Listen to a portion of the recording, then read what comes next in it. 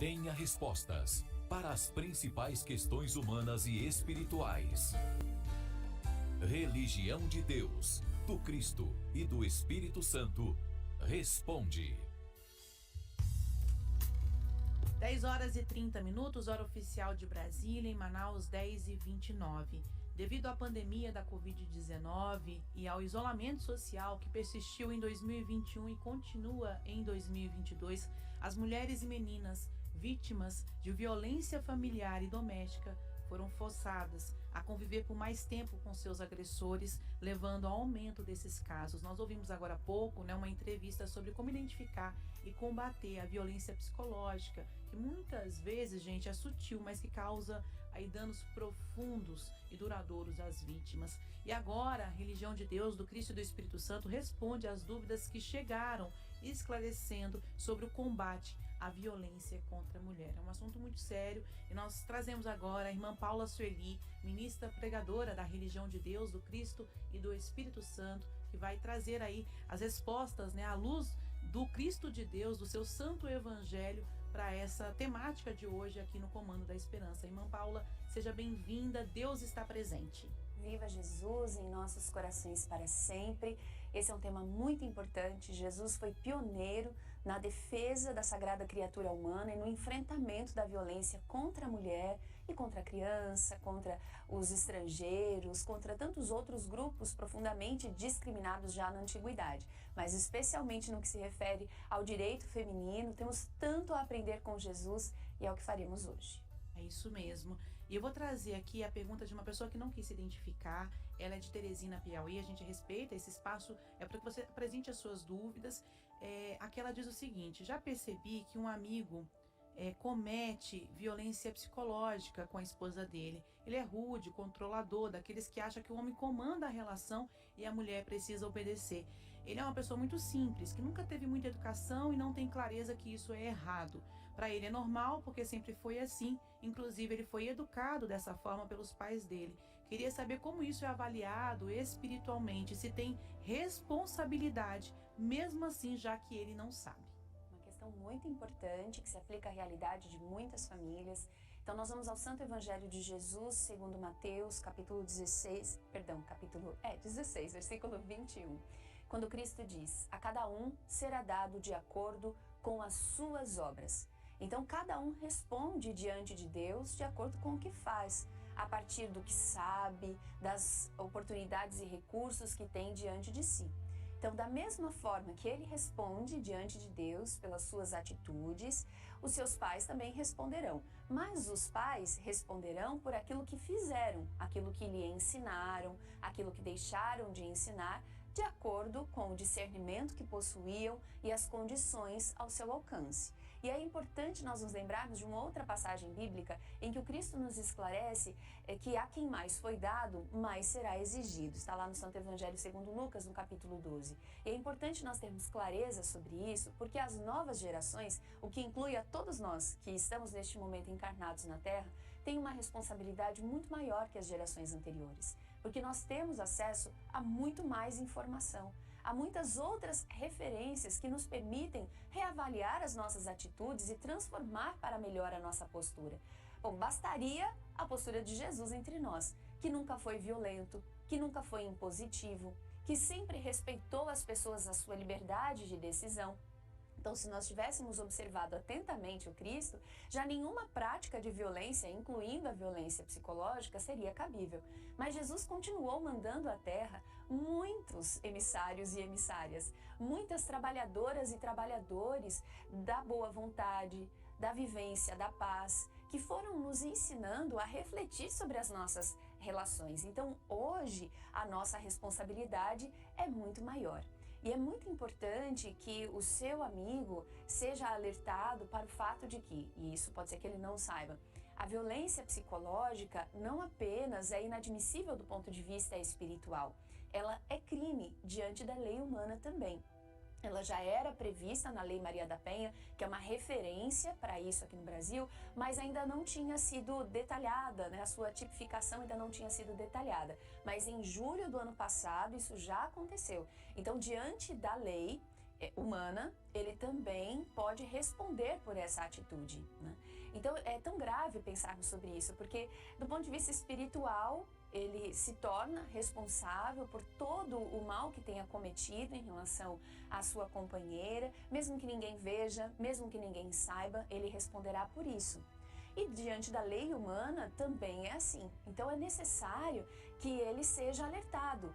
Como nós vamos alertar um amigo? Com respeito que nós desejamos receber também. Jesus foi claro sobre isso. Devemos fazer aos outros o que queremos que eles nos façam. Então, a amizade verdadeira, o gesto de lealdade é sem julgamentos, sem condenações, sem generalizações, que na verdade só vão nos afastar da pessoa que nós queremos ajudar. Nós precisamos ser honestos, né? Precisamos ajudar essa pessoa a receber a ajuda que ela precisa, né? Que ajuda é essa neste momento? É o esclarecimento, a observação sobre a gravidade das suas atitudes e buscar ajuda psicológica, terapêutica, para poder reavaliar as suas atitudes, mudar a sua postura.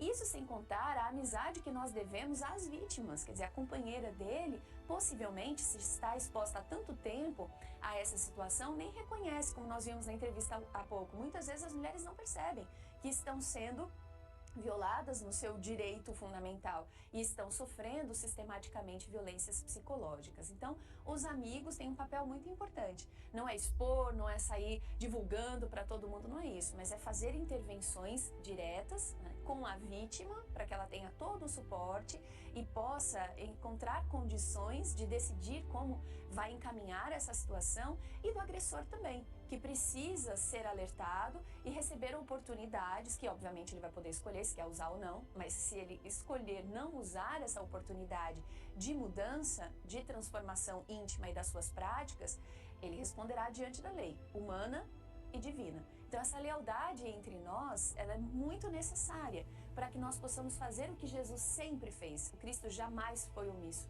Ele se posicionou de maneira clara, de maneira crítica, de maneira solidária contra todas as injustiças do seu tempo, né? Aquele tempo, a violência contra as mulheres era ainda mais naturalizada do que hoje, e não permitiu que esses absurdos fossem cometidos e tratados, né, como parte da natureza das relações. Então, agir com responsabilidade espiritual é encarar também essa responsabilidade de um posicionamento claro e combativo no enfrentamento da violência contra a mulher.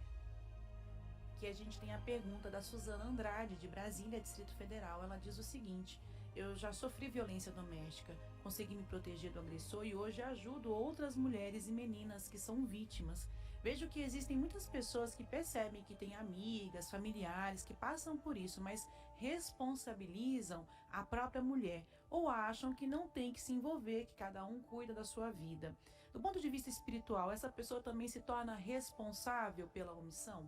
Sim. Em primeiro lugar, eu queria dizer parabéns, Suzana, pela sua resistência, pela sua fibra, por ter ressignificado essa experiência traumática e hoje utilizar o seu tempo, os seus dons, a sua experiência para ajudar outras meninas e mulheres. Isso é definitivamente inspirador. Jesus nos alertou muito a respeito dos perigos da omissão. Lá no capítulo 25 do seu Santo Evangelho, segundo Mateus, ele inclusive conta parábolas, a parábola dos talentos, a parábola do grande julgamento, para nos explicar a gravidade da nossa omissão.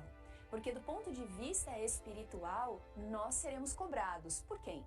Pela nossa própria consciência, diante da lei divina, que vai nos cobrar. Você podia ter feito alguma coisa. Você podia ter intervido, você podia ter cuidado, você podia ter levantado a sua voz e protegido alguém. Não é Deus que vai nos cobrar, somos nós mesmos, iluminados pela consciência de amor que Ele nos transmite. Então é necessário nós observarmos, inclusive a especialista que ouvíamos há pouco, Edileuza Cupertino, falava que a violência psicológica, ela vai levando ao adoecimento emocional, mental, em situações tão agudas que pode levar as mulheres à ideação ou mesmo à prática do suicídio. Isso é muito grave, porque o suicídio é o maior desastre que pode acontecer a um espírito.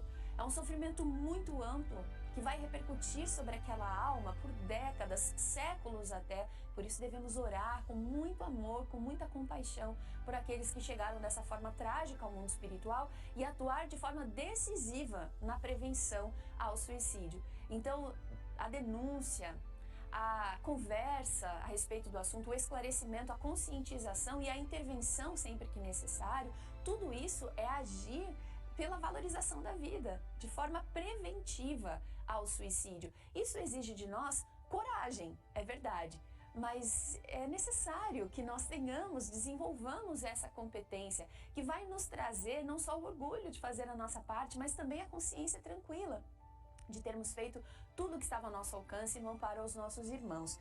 O irmão Paiva nos escreve a respeito desse assunto no artigo A Mulher no Concerto das Nações. Eu trago aqui um destaque do subtítulo Pão e Rosas.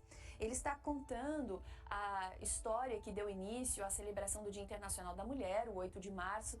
É uma história trágica, de muito sofrimento, envolvendo a luta pelos direitos femininos, mas é uma luta que foi ressignificada, porque essas mulheres e homens que fazem parte da Constituição do 8 de março, como Dia Internacional da Mulher, foram pessoas que, a partir das suas próprias dificuldades e da observação da injustiça do seu tempo, não se calaram. Uniram as suas vozes de maneira solidária, exerceram com coragem o seu papel de cidadania, que sabemos aqui na religião divina, é um atributo espiritual. A cidadania precisa ser exercida espiritualmente, para que materialmente ela possa também ser exercida em plenitude. Então, no artigo, comentando a ação dessas mulheres de coragem, ele diz: a atitude corajosa delas encontra-se perfeitamente enquadrada nesta exclamação da inesquecível Helen Keller, abre aspas, a vida é uma aventura ousada ou nada, fechar aspas. É palmar, escreve o autor, que a famosa ativista social se refere à audácia que impulsiona os vanguardeiros a rever costumes e conceitos ultrapassados que retardam a evolução das criaturas e dos povos, sobretudo no campo imprescindível do conhecimento espiritual. Ela própria é um modelo constante dessa premissa. Cega e surda em decorrência de uma doença manifestada aos 18 meses, rompeu barreiras, tornando-se uma das mulheres mais respeitadas da história. Tornando-se uma das mulheres mais respeitadas da história. Então, o irmão Paiva, nesse destaque, está nos chamando a essa responsabilidade. Nós não podemos nos acovardar. Muitas mulheres e muitos homens de boa vontade, antes de nós, com muito menos recurso, muito menos conhecimento, muito menos poder tecnológico, social, político, fizeram tudo que estava ao seu alcance e evitaram tragédias imensas na vida de uma única pessoa, ou mesmo de uma comunidade, ou de um país, ou do mundo inteiro. Nós temos hoje muito mais acesso. Voltamos à advertência de Jesus: a quem mais foi dado, mais será exigido. A nossa própria consciência nos cobrará mais. Nós no futuro olharemos para trás e pensaremos: eu fiz o que estava ao meu alcance? Façamos agora o que está ao nosso alcance, né? Ninguém vai ser justiceiro, ninguém vai assumir uma postura vingadora, até porque isso não resolve as questões, mas nós temos um compromisso de ação na justiça, na solidariedade, no amparo aos que sofrem, e isso pode ser a ação definitiva entre viver e morrer. Isso é muito sério. Isso pode economizar sofrimentos que vão repercutir por décadas, por séculos na vida de outras pessoas. E isso está nas nossas mãos. Sozinhos não faremos, mas juntos podemos fazer tanto. Então façamos como aprendemos com Jesus. É isso mesmo. Parabéns, Suzana Andrade, por ter aqui, apresentado a sua dúvida direto de Brasília e tem colaborado com tantas outras pessoas que enfrentam tristemente a violência doméstica. Irmã Paula Sueli, outra pessoa, trouxe aqui a sua dúvida, um ouvinte que não quis se identificar, mas deixou a questão para ser respondida aqui no quadro Religião de Deus, do Cristo e do Espírito Santo Responde. Sofri violência psicológica, me separei do meu ex-marido há mais de 5 anos. Temos uma filha de 8 anos e quero perdoar, seguir em frente com a minha vida, mas tenho tido dificuldade em deixar o rancor de lado, porque as sequelas ainda são muitas. Essa história me prejudicou muito. Há algo que a espiritualidade ensina que pode me ajudar a conviver com isso? Sim, sem dúvida. E desde já oramos por você, pela sua família, pelo seu futuro, pelos sonhos novos que virão e que você vai alcançar. na verdade, há o que fazer e você já está fazendo. Você tem uma preocupação espiritual, que é não deixar o rancor tomar conta. Então, a partir dessa oportunidade, você está abrindo espaço para os seus anjos da guarda te fortalecerem, te inspirarem, te darem forças mesmo, efetivas, inclusive energia, material, para que você siga em frente e busque o amparo psicológico, busque o amparo dessa estrutura que a gente precisa ter para romper com uma história de violência, construir uma nova rede de apoio, uma nova rede de convivência, e tudo isso já está repercutindo na sua alma. É importante você, quando traz essa preocupação, né, de todas as sequelas, esse rancor te preocupar. O irmão Paiva nos ensina assim: o ódio é arma voltada contra o peito de quem odeia. Então você está correta em se ocupar desse sentimento, pensar, opa, não posso deixar isso tomar conta, porque isso vai minando a sua energia, isso vai tirando o seu ânimo e até a sua crença de que as coisas sejam melhores. Então, como lidar com isso, se não pelo caminho do rancor, pelo caminho do ódio? Jesus nos ensinou no seu evangelho.